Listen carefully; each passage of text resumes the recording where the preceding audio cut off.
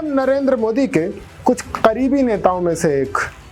आखिर क्यों कहते हैं सब उनको चुनावी चाणक्य?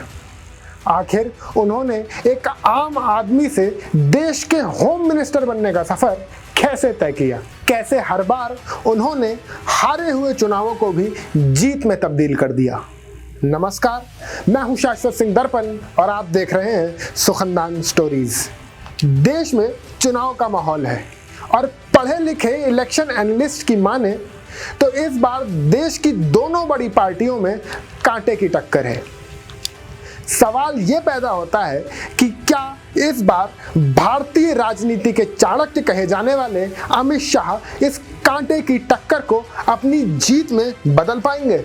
आज की इस वीडियो में हम जानेंगे अमित शाह की पूरी कहानी, उनका पूरा चुनावी सफर और उनकी जिंदगी और राजनीति से जुड़े कुछ हैरान कर देने वाले किस्से। हम जानेंगे कि आखिर कब हुई नरेंद्र मोदी और अमित शाह की दोस्ती, आखिर ये याराना कितना पुराना है। अमित शाह का पूरा नाम अमित अनिल चंद्र शाह है। इनका जन्म 22 अक्टूबर 1964 में मुंबई में हुआ। जी हाँ, सही सुना आपने, गुजरात नहीं मुंबई में हुआ था अमित अनिल चंद्र शाह का जन्म। अमित शाह यूं तो एक ठीक ठाक संपन्न परिवार में जन्मे, लेकिन राजनीति में उन्होंने काफी निचले स्तर से शुरुआत की। उन्होंने अपनी शुरुआती पढ़ाई गुजरात के महसाड़ा में की। उसके बाद उन्होंने अहमदाबाद में बायोकेमिस्ट्री से ग्रेजुएशन किया। अपने शुरुआती दिनों में अमित शाह ने बतौर शेयर ब्रोकर भी काम किया।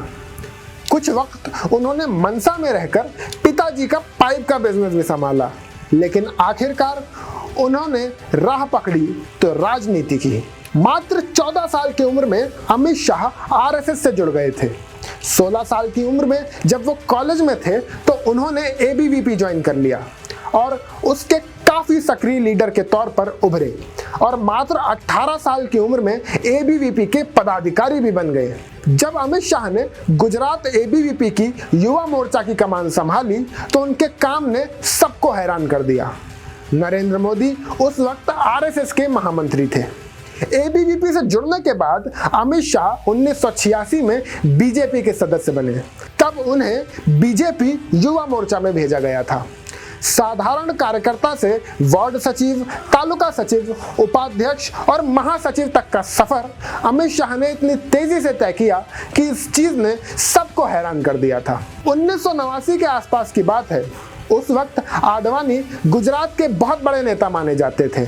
उस वक्त आडवाणी गुजरात के गांधीनगर से सांसद का चुनाव लड़ने वाले थे। नरेंद्र मोदी का आडवाणी के साथ उठना बैठना था, लेकिन अमित शाह अभी राजनीति की रेस में काफी पीछे थे। इसके बावजूद अमित शाह को बड़ा मौका तब मिला जब नरेंद्र मोदी ने आडवाणी को चुनाव जिताने की सारी जिम्मेदारी अमित शाह को सौंपी थी। उस वक्त बीजेपी के अध्यक्ष शंकर सिंह वाघेला ने अमित शाह के बीजेपी में शामिल होने का पूरा किस्सा एक इंटरव्यू में सुनाया था। हम आडवाणी के इस चुनाव वाले मुद्दे पर बात करने से पहले आइए बात करते हैं कि आखिर कैसे हुई अमित शाह और नरेंद्र मोदी की दोस्ती। कहा जाता है कि अमित शाह और नरेंद्र मोदी की मुलाकात 1982 में हुई। ये वो दौर था जब नरेंद्र मोदी अहमदाबाद में संघ के जिला प्रचारक थे। उस वक्त अमित शाह एबीवीपी की गुजरात इकाई के संयुक्त सचिव थे। इन्हीं शुरुआती दिनों में अमित शाह ने मोदी की प्रतिभा को भांप लिया और उन्हें खूब सपोर्ट करने लगे। उस वक्त गुजरात में बीजेपी के अध्यक्ष शंकर सिंह वाघेला ने एक इंटरव्यू में बताया, मैं अपनी पार्टी के दफ्तर में बैठा था। नरेंद्र मोदी अपने साथ एक लड़के को लेकर आए और कहा, यह अमित शाह हैं, कारोबारी हैं और युवा मोर्चा से जुड़े हुए हैं, इन्हें आप पार्टी में कोई काम दे दीजिए। इस तरह गुजरात में बीजेपी का जनाधार बढ़ने के साथ साथ अमित शाह का पार्टी में कद भी बढ़ता गया। तब किसे पता था कि बीजेपी का ये छोटा सा कार्यकर्ता एक दिन बीजेपी का सबसे बेहतरीन राष्ट्रीय अध्यक्ष और एक कुशल नेता साबित होगा। 1991 में जब आडवाणी ने गांधीनगर से चुनाव लड़ने का फैसला किया तो अमित शाह को उनके प्रचार की जिम्मेदारी दी गई।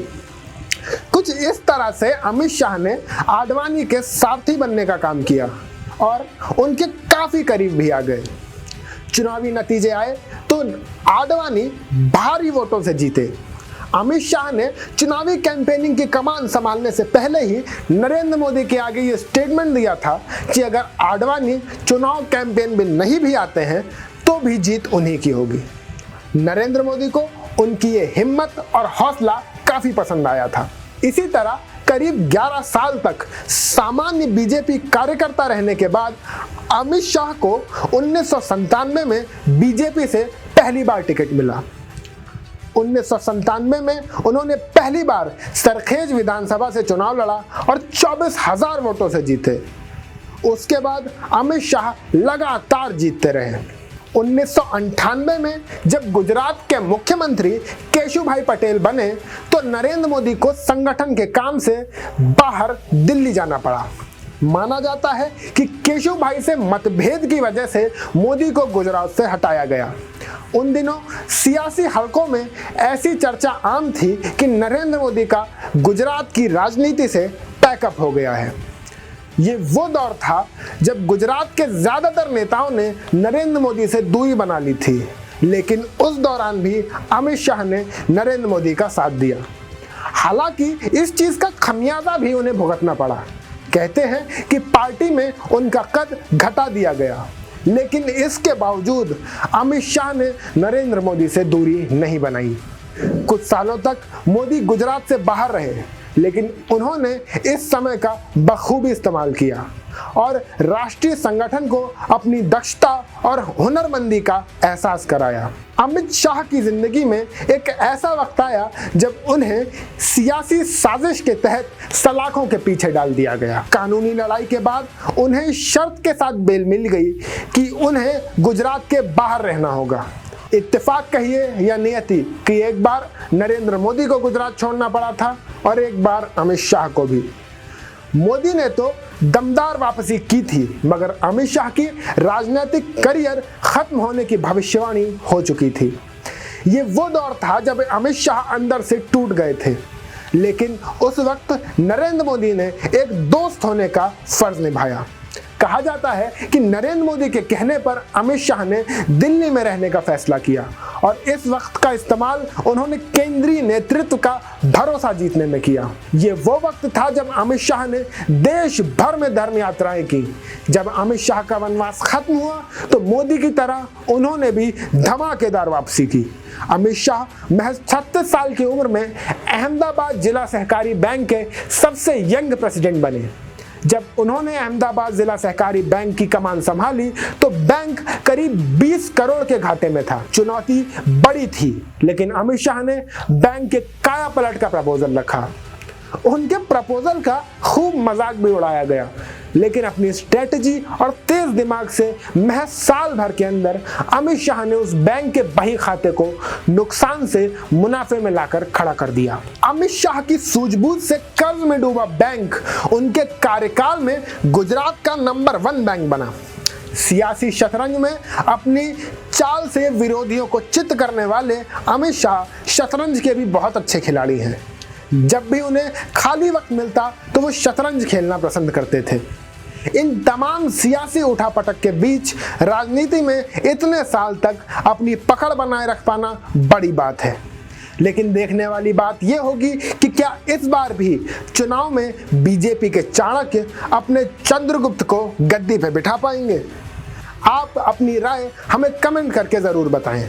अगर आप किसी भी राजनेता या किसी और आदमी के ऊपर ऐसी एक डिटेल्ड वीडियो चाहते हैं तो हमें कमेंट करके जरूर बताएं। मैं शाश्वत सिंह दर्पण आज लेता हूं आपसे विदा। फिर मिलेंगे किसी नई शख्सियत के बारे में बात करने के लिए। तब तक के लिए देखते रहिए सुखनदान स्टोरीज। आप सभी का बहुत बहुत धन्यवाद। हमारे चैनल को सब्सक्राइब करें, वीडियो को लाइक करें और वीडियो पसंद आए तो ज़्यादा से ज़्यादा लोगों तक इसे शेयर करें। बहुत शुक्रिया।